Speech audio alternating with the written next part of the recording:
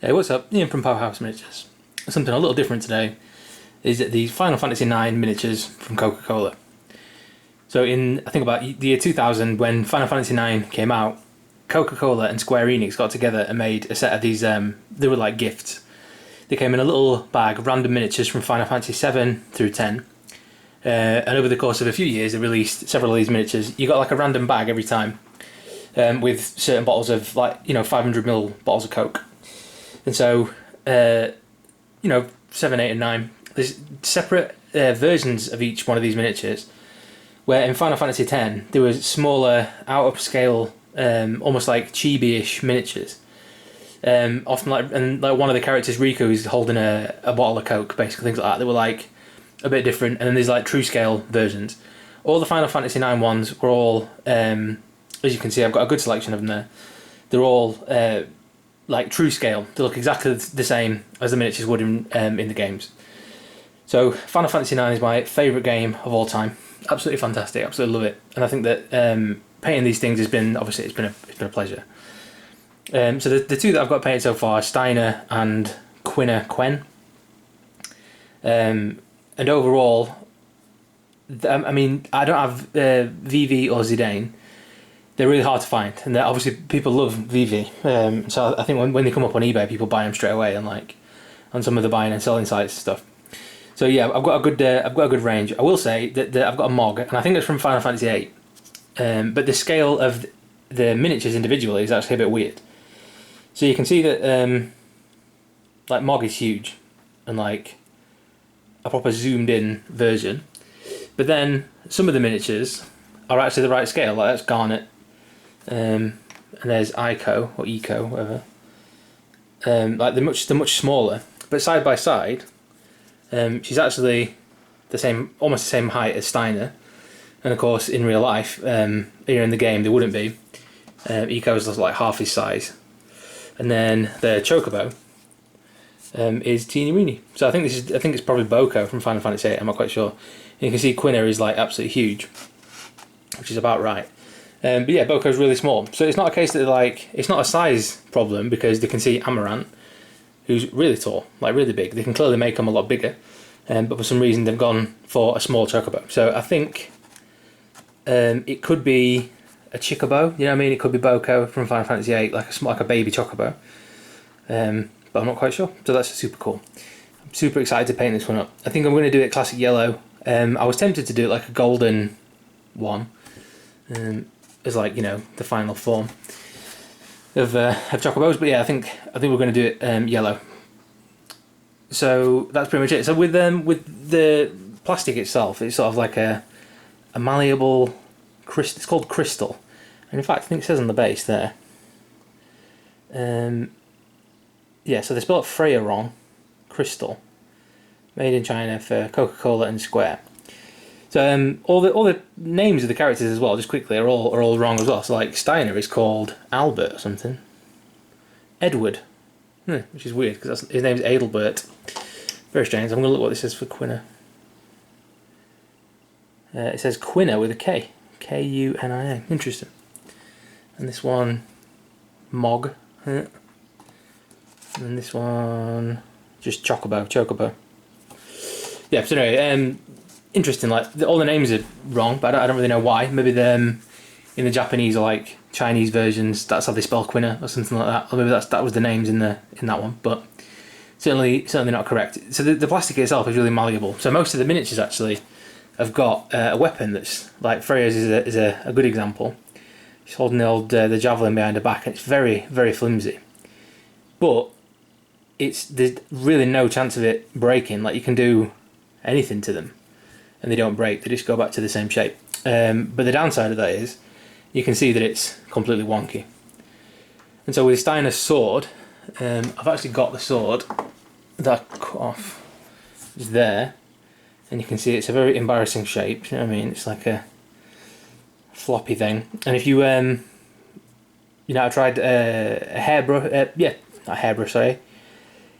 dryer, and that didn't do anything, hot water didn't do anything. So basically, it'll stay straight for a few minutes, and then it'll revert back to its thing. So basically what I did was, I chopped that off and I replaced it with a Stormcast Liberator longsword, and then painted it up to look like Excalibur 2, which is like a blue and green colour. Yeah, and basically like the super glue doesn't take to this plastic at all. I'm not sure what it is about this plastic, this crystal plastic. I suppose it's about 20 years old now as well. But the super glue wouldn't stick to it. So I've drilled the handle in, and I've drilled the sword there, and now it's good and sturdy. So in the game, Steiner is obviously, they call him Rusty all the time, and that's his thing. And then in I think it's in a bar in Lindblom, somebody in the bar comments that he should scrape the rust off his armour. Zidane calls him Rusty all the time. And so originally my idea was to paint Steiner with a load of rust, like completely rusted out. But in the end, I wanted to copy the game art exactly. And so I just did that in this like reflective chrome sort of colour. And I think overall, super pleased with the way it came out. So they are really small miniatures. And I think like it's bigger than 40k. Let me just think. Right, so on my desk I've got, so this is a Sister of Battle from the Triumph of St. Catherine, and you can see that that's like a regular sized one, and so Steiner's a bit bigger, a bit chunkier and things like that, but not really. It's probably the same sort of size as a Space Marine, so I don't know what sort of scale that would be, but I think like 28mm, 32mm maybe is about right. So yeah, that's Steiner, and then is Quina, just Quina. I don't really know. So just a standard fork. They all seem to come with their starting weapons. Like I changed obviously Excalibur 2 for Steiner, but they all just seem to come with the first fork. Freya's got the javelin, and then Garnet's got a rod. You know, just like the very simple ones. They don't seem to have the ultimate weapons. The Gastro fork, which is Quina's best weapon, is like very ornate.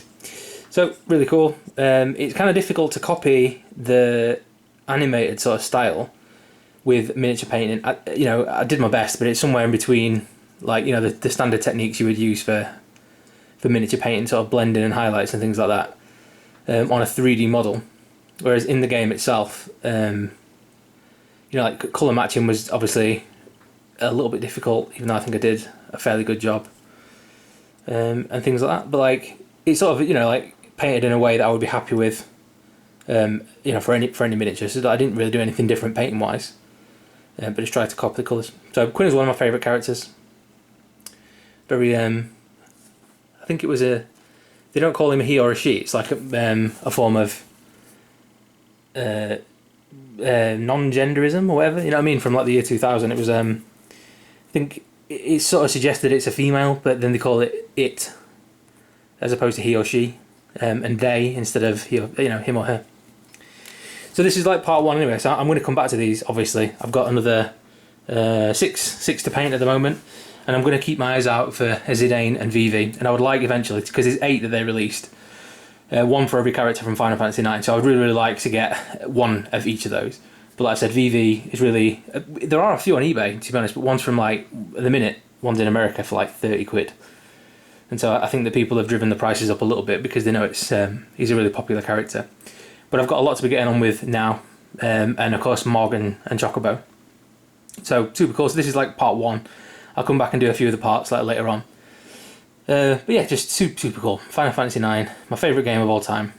Been a real pleasure to paint these up.